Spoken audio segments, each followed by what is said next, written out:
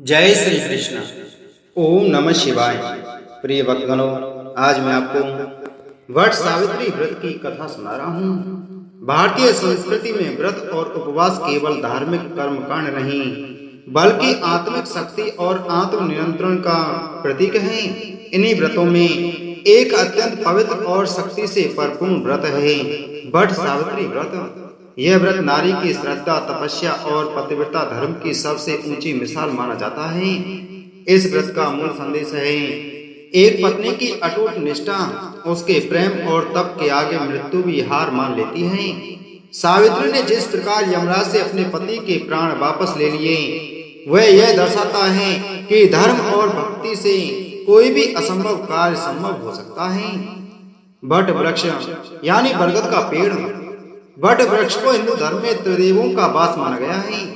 ब्रह्मा इसकी जड़ में, विष्णु इसके तने में और शिव इसकी शाखाओं में निवास करते हैं। वट वृक्ष दीर्घायु, स्थायित्व और अक्षय फल का प्रतीक है। महिलाएं इसकी पूजा कर अपने पति की लंबी उम्र और सुखमय जीवन की कामना करती हैं। वट सावित्री व्रत केवल पति की दीर्घायु के लिए ही नहीं, बल्कि सौभाग्य की रक्षा, संतान प्राप्ति और संपूर्ण परिवार की समृद्धि के लिए किया जाता है। यह स्त्री की आध्यात्मिक शक्ति को जागृत करता है और उसे आत्मबल प्रदान करता है। व्रती स्त्रियां इस दिन निर्जला व्रत रखती हैं, वट वृक्ष की 108 बार परिक्रमा करती हैं, कथा सुनती हैं और व्रत का संकल्प लेती हैं। यह व्रत स्त्रियों को मानसिक एकाग्रता, संयम और आत्मबल का अभ्यास कराता है।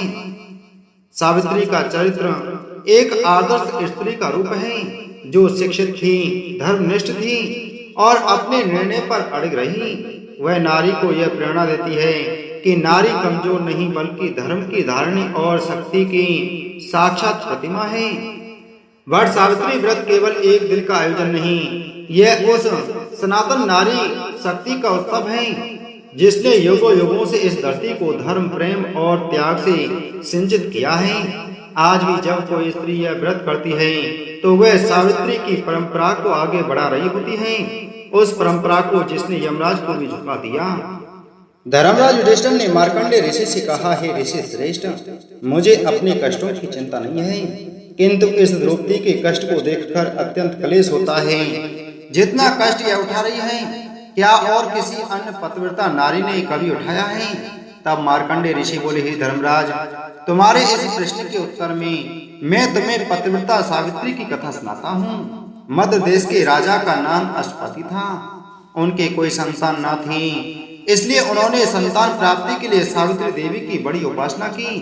भगवान नारायण कहते हैं, नारद, जब राजा अश्वपति ने विधि पूर्वक भगवती सावित्री की पूजा करके इस स्त्रोत से उनका स्तमन किया, तब देवी उनके सामने प्रकट हो गईं। उनका श्री विग्रह ऐसा प्रकाशमान था मानो हजारों सूर्य एक साथ उदित हो गए हों। साध्वी सावित्री अत्यंत प्रसन्न होकर हंसती हुई राजा अश्वपति से इस प्रकार बोली, मानो माता अपने पुत्र से बात कर रही हों। उस समय देवी सावित्री की प्रभा से चारों दिशाएं उद्भासित हो रही थीं। देवी सावित्री ने कहा, महाराज, तुम्हारे मन की जो अभिलाषा है उसे मैं जानती हूँ। तुम्हारी पत्नी के संपूर्ण मनोरथ भी मुझसे छिपे नहीं हैं, अतः सब कुछ देने के लिए मैं निश्चित रूप से प्रस्तुत हूँ। राजन, तुम्हारी परम साध्वी रानी कन्या की अभिलाषा करती है और तुम पुत्र चाहते हो, क्रम से दोनों ही प्राप्त होंगे। इस प्रकार कहकर भगवती सावित्री ब्रह्मलोक में चली गईं और राजा भी अपने घर लौट आए। यहाँ समय अनुसार पहले कन्या का जन्म हुआ। भगवती सावित्री की आराधना से उत्पन्न हुई लक्ष्मी की कला स्वरूपा उस कन्या का नाम राजा अश्वपति ने सावित्री रखा। वह कन्या समयानुसार शुक्ल पक्ष के चंद्रमा के समान प्रतिदिन बढ़ने लगी। समय पर उस सुंदरी कन्या में नव यौवन के लक्षण प्रकट हो गए। अब उसके पिता राजा अश्वपति को उसके विवाह की चिंता होने लगी। एक दिन उन्होंने सावित्री को बुलाकर कहा कि पुत्री, तुम अत्यंत विदुषी हो, अतः अपने अनुरूप पति की खोज तुम स्वयं ही कर लो। पिता की आज्ञा पाकर सावित्री एक वृद्ध तथा अत्यंत बुद्धिमान मंत्री को साथ लेकर पति की खोज हेतु देश विदेश के पर्यटन के लिए निकल पड़ी। जब वह अपना पर्यटन कर वापस अपने घर लौटी तो उस समय सावित्री के पिता देवर्षि नारद के साथ भगवत चर्चा कर रहे थे। सावित्री ने दोनों को प्रणाम किया और कहा कि हे पिताजी, आपकी आज्ञानुसार मैं पति का चुनाव करने के लिए अनेक देशों का पर्यटन कर वापस लौटे हूँ। साल्व देश में गुमसैन नाम से विख्यात एक बड़े ही धर्मात्मा राजा थे, किंतु बाद में देववश वे अंधे हो गए। जब वे अंधे हुए उस समय उनके पुत्र की बाल्यावस्था थी। गुमसैन के अंधत्व तथा उनके पुत्र के बाल्यापन का लाभ उठाकर उसके पड़ोसी राजा ने उनका राज्य छीन लिया। तब से वे अपनी पत्नी एवं पुत्र सत्यवान के साथ वन में चले आए और कठोर व्रतों का पालन करने लगे। उनके पुत्र सत्यवान अब युवा हो गए हैं, वे सर्वथा मेरे योग्य हैं, इसलिए उन्हीं को मैंने पति रूप में चुना है। सावित्री की बातें सुनकर देवर्षि नारद बोले कि हे राजन, पति के रूप में सत्यवान का चुनाव करके सावित्री ने बड़ी भूल की है। नारद जी के वचनों को सुनकर अश्वपति चिंतित होकर बोले, हे देवर्षि, सत्यवान में ऐसे कौन से अवगुण हैं जो आप ऐसा कह रहे हैं? इस पर नारद जी ने कहा कि राजन, सत्यवान तो वास्तव में सत्य का ही रूप है और समस्त गुणों का स्वामी है, किंतु वह अल्पायु है और उसकी आयु केवल 1 वर्ष ही शेष रह गई है। उसके बाद वह मृत्यु को प्राप्त हो जाएगा। देवर्षि की बातें सुनकर राजा अश्वपति ने सावित्री से कहा कि पुत्री, तुम नारद जी के वचनों को सत्य मानकर किसी दूसरे उत्तम गुणों वाले पुरुष को अपना पति के रूप में चुन लो। इस पर सावित्री बोली कि हे तात, भारतीय नारी अपने जीवन काल में केवल एक ही बार पति का वरण करती है। अब चाहे जो भी हो, मैं किसी दूसरे को अपने पति के रूप में स्वीकार नहीं कर सकती। सावित्री की दृढ़ता को देखकर देवर्षि नारद अत्यंत प्रसन्न हुए और उनकी सलाह के अनुसार राजा अश्वपति ने सावित्री का विवाह सत्यवान के साथ कर दिया। गुमसैन कुमार सत्यवान का उसने पति रूप में वरण किया, क्योंकि सत्यवान सत्यवादी, सुशील एवं नाना प्रकार के उत्तम गुणों से संपन्न थे। राजा ने रत्नमय भूषणों से अलंकृत करके अपनी कन्या सावित्री सत्यवान को समर्पित कर दी। सत्यवान भी ससुर की ओर से मिले हुए बड़े भारी दहेज के साथ उस कन्या को लेकर अपने घर चला गया। 1 वर्ष व्यतीत हो जाने के पश्चात सत्य पराक्रमी सत्यवान अपने पिता की आज्ञा के अनुसार हर्ष पूर्वक फल और ईंधन लाने के लिए अरण्य में गई। उनके पीछे पीछे साध्वी सावित्री भी गई। देववश सत्यवान वृक्ष से गिरे और उनके प्राण प्रयाण कर गई। मुनि, यमराज ने उनके अंगष्ट सदृश जीवात्मा को सूक्ष्म शरीर के साथ बांधकर यमपुरी में के लिए प्रस्थान किया। तब साध्वी सावित्री भी उनके पीछे लग गई। संयमिनी पुरी के स्वामी साधु श्रेष्ठ यमराज ने सुंदरी सावित्री को पीछे पीछे आते देखकर मधुर वाणी में कहा।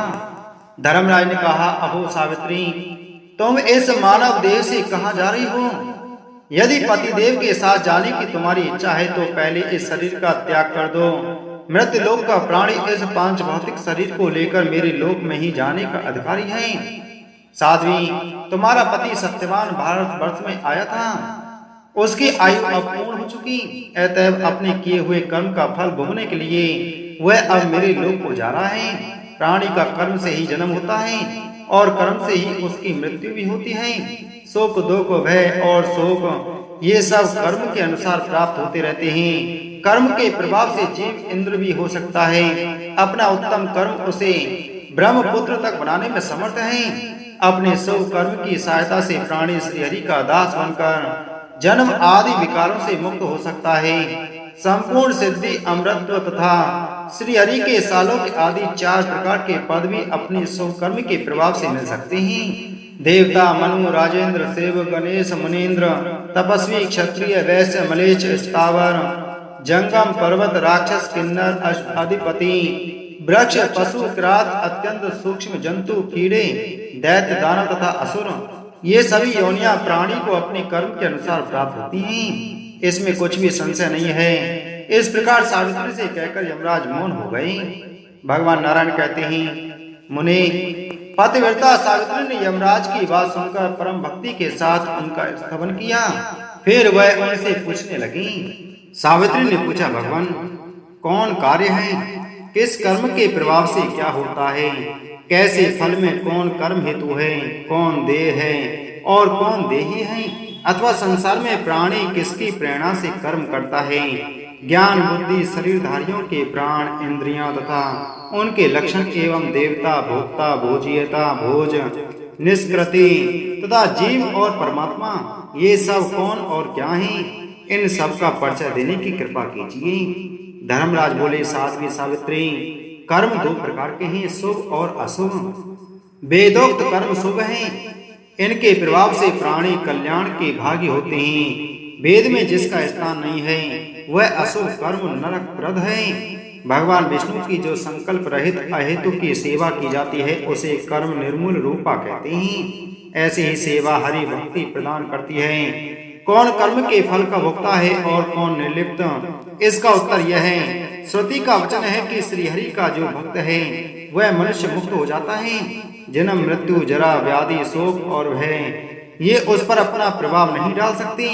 साध्वी, श्रुति में मुक्ति भी दो प्रकार की बताई गई है जो सर्वसम्मत है।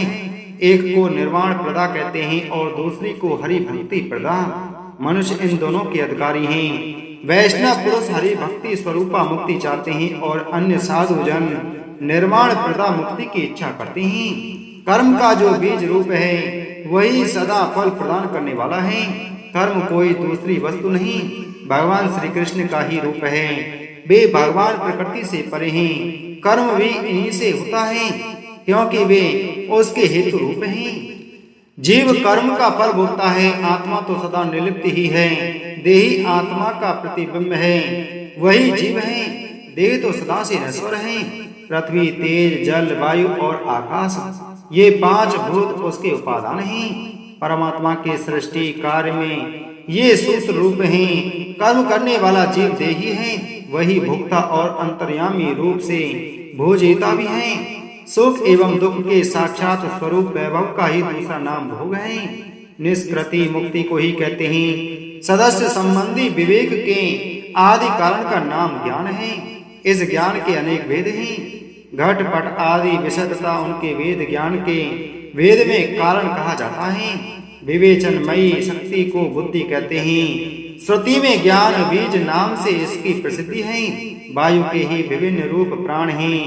इन्हीं के प्रभाव से प्राणियों के शरीर में शक्ति का संचार होता है। जो इंद्रियों में प्रमुख परमात्मा का अंश संयतात्मक कर्मों का प्रेरक प्राणियों के लिए दुर्निवार्य अनिरूप्य अदृश्य तथा बुद्धि का एक भेद है, उसे मन कहा गया है। यह शरीरधारियों का अंग तथा संपूर्ण कर्मों का प्रेरक है। यही इंद्रियों को विषयों में लगाकर दुखी बनाने के कारण शत्रु रूप हो जाता है और सत्कार्य में लगाकर सुखी बनाने के कारण मित्र रूप है। आंख, कान, नाम, त्वचा और जिह्वा आदि इंद्रियां हैं। सूर्य, वायु, पृथ्वी और वाणी आदि इंद्रियों के देवता कहे जाते हैं। जो प्राण एवं देह आदिकों का धारण करता है उसी की जीव संज्ञा है। प्रकृति से परे जो सर्वव्यापी निर्गुण ब्रह्म है उन्हीं को परमात्मा कहते हैं। ये कारणों के भी कारण हैं। ये स्वयं भगवान श्री कृष्ण हैं। वत्से, तुमने जो कुछ पूछा था वैसा मैंने शास्त्र अनुसार बतला दिया। यह विषय ज्ञानियों के लिए परम ज्ञान में है। अब तुम सुख पूर्वक लौट जाओ। सावित्री ने कहा, प्रभु आप ज्ञान के अथाह समुद्र हैं। अब मैं इन अपने प्राणनाथ और आपको छोड़कर कैसे कहाँ जाऊं? मैं जो जो बातें पूछती हूँ उसे आप मुझे बताने की कृपा करें। जीव किस कर्म के प्रभाव से किन किन योनियों में जाता है? पिताजी, कौन कर्म स्वर्गप्रद है और कौन नरकप्रद? किस कर्म के प्रभाव से प्राणी मुक्त हो जाता है तथा श्रीहरि में भक्ति उत्पन्न करने के लिए कौन सा कर्म कारण होता है? किस कर्म के फल स्वरूप प्राणी रोगी होता है और किस कर्म फल के कारण निरोग? दीर्घजीवी और अल्पजीवी होने में कौन कौन से कर्म प्रेरक हैं? किस कर्म के प्रभाव से प्राणी सुखी होता है और किस कर्म के प्रभाव से दुखी? किस कर्म से मनुष्य अंगहीन, एकाक्ष, बधिर, अंधा, पंगु, उन्मादी, पागल तथा अनंत अत्यंत लोभी और नरकघाती होता है? एवं सिद्धि को और सालोक आदि मुक्ति प्राप्त होने में कौन कर्म सहायक है? किस कर्म के प्रभाव से प्राणी ब्राह्मण होता है और किस कर्म के प्रभाव से तपस्वी? स्वर्ग आदि भोग प्राप्त होने में कौन कर्म साधन है? किस कर्म से प्राणी वैकुंठ में जाता है?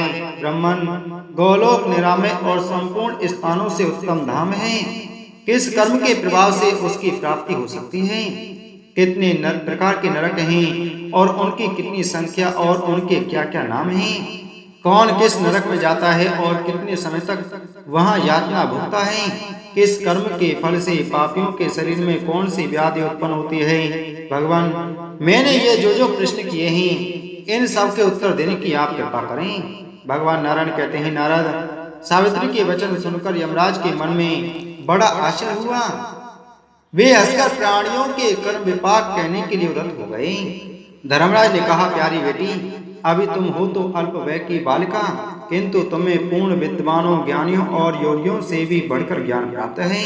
पुत्री, भगवती सावित्री के वरदान से तुम्हारा जन्म हुआ है। तुम उन देवी की कला हो।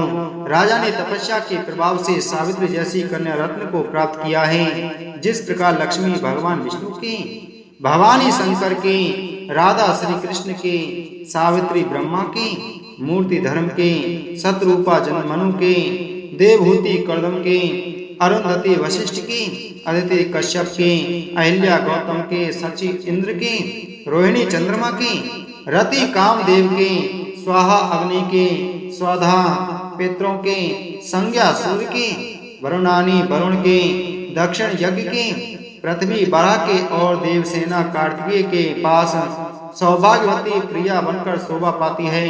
तुम भी वैसे ही सत्यवान की प्रिया बनो। मैंने यह तुम्हें वर दे दिया। माँ भागे, इसके अतिरिक्त भी जो तुम्हें अभिष्ट हो वह वर मांगो। मैं तुम्हें सभी अभिलाषित वर देने को तैयार हूँ। सावित्री बोली, माँ भाग, सत्यवान के औरस अंश से मुझे 100 पुत्र प्राप्त हों, यही मेरा अभिलाषित वर है। साथ ही मेरे पिता भी 100 पुत्रों के जनक हों। मेरे ससुर को नेत्र लाभ हो और उन्हें पुनः राजश्री प्राप्त हो जाए, यह भी मैं चाहती हूँ। जगत प्रभु, सत्यवान के साथ में बहुत लंबे समय तक रहकर अंत में भगवान श्री हरि के धाम में चली जाऊं, यह वर भी देने की आप कृपा करें। प्रभु, मुझे जीव के कर्म का विपाक तथा विश्व से तर जाने का उपाय भी सुनने के लिए मन में महान कौतूहल हो रहा है, अतः आप ये भी बताएं।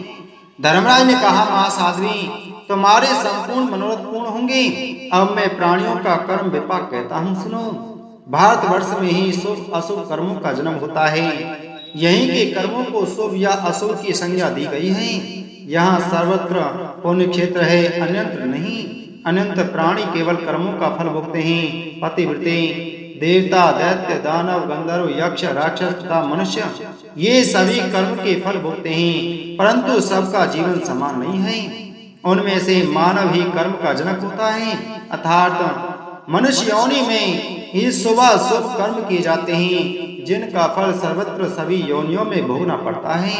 विशिष्ट जीवधारी, विशेषतः मानव ही सब योनियों में कर्मों का फल भोगते हैं और सभी योनियों में भटकते हैं। वे पूर्व जन्म का किया हुआ शुभ अशुभ कर्म भोगते हैं। शुभ कर्म के प्रभाव से वे स्वर्ग लोक में जाते हैं और अशुभ कर्म से उन्हें नरक में भटकना पड़ता है। कर्म का निर्मूलन हो जाने पर मुक्ति होती है। साध्वी, मुक्ति 2 प्रकार की बतलाई गई है, एक निर्वाण स्वरूपा और दूसरी परमात्मा श्री कृष्ण की सेवा रूपा। बुरे कर्म से प्राणी रोगी होता है और शुभ कर्म से आरोग्यवान। वह अपने शुभ शुभ कर्म के अनुसार दीर्घजीवी, अल्पायु, सुखी एवं दुखी होता है। कुत्सित कर्म से ही प्राणी अंगहीन, अंधे, बहरे आदि होते हैं। उत्तम कर्म के फल स्वरूप सिद्धि आदि की प्राप्ति होती है। देवी, सामान्य बातें बताई गई, अब विशेष बातें सुनो। सुंदरी, यह अतिशय दुर्लभ विषय शास्त्रों और पुराणों में वर्णित है, इसे सबके सामने नहीं कहना चाहिए। सभी जातियों के लिए भारतवर्ष में मनुष्य का जन्म पाना परम दुर्लभ है। साध्वी, उन सब जातियों में ब्राह्मण श्रेष्ठ माना जाता है, वह समस्त कर्मों में प्रशस्त होता है। भारतवर्ष में विष्णु भक्त ब्राह्मण सबसे श्रेष्ठ है। पतिव्रते, वैष्णव के भी 2 वेद हैं, सकाम और निष्काम। सकाम वैष्णव कर्म प्रधान होता है और निष्काम वैष्णव केवल भक्त। सकाम वैष्णव कर्मों का फल भोगता है और निष्काम वैष्णव शुभाशुभ भोग के उपद्रव से दूर रहता है। यह कहकर यमराज आगे चल दिए, किंतु सावित्री यमराज के पीछे ही चलती रही। उसे अपने पीछे आता देख यमराज ने कहा कि हे सावित्री, तू मेरा कहना मानकर वापस चली जा और सत्यवान के मृत शरीर के अंतिम संस्कार की व्यवस्था कर। इस पर सावित्री बोली कि हे प्रभु, आपने अभी ही मुझे 100 पुत्रों का वरदान दिया है। यदि मेरे पति का अंतिम संस्कार हो गया तो मेरे पुत्र कैसे होंगे? और मेरे ससुर के कुल की वृद्धि कैसे हो पाएगी। सावित्री के वचनों को सुनकर यमराज आश्चर्य में पड़ गए और अंत में उन्होंने कहा कि सावित्री, तू अत्यंत विदुषी और चतुर है। तूने अपने वचनों से मुझे चक्कर में डाल दिया। तू पतिव्रता है, इसलिए जा, मैं सत्यवान को जीवन दान देता हूँ। इतना कहकर यमराज वहां से अंतर्ध्यान हो गए और सावित्री वापस सत्यवान के शरीर के पास लौट आई। सावित्री के निकट आते ही सत्यवान की चेतना लौट आई। इतनी कथा सुनाकर मार्कंडेय मुनि बोले, हे युधिष्ठिर, इस प्रकार उस पतिव्रता नारी ने अपने ससुर कुल के साथ अपने पिता के कुल का भी उद्धार किया। इसी प्रकार यह पतिव्रता द्रौपदी भी आप सबका उद्धार करेंगी। इसलिए आप समस्त चिंताओं को भूलकर अच्छे दिन आने की प्रतीक्षा करें। बोलो सावित्री माता की जय। बोलो भगवती माता पार्वती की जय।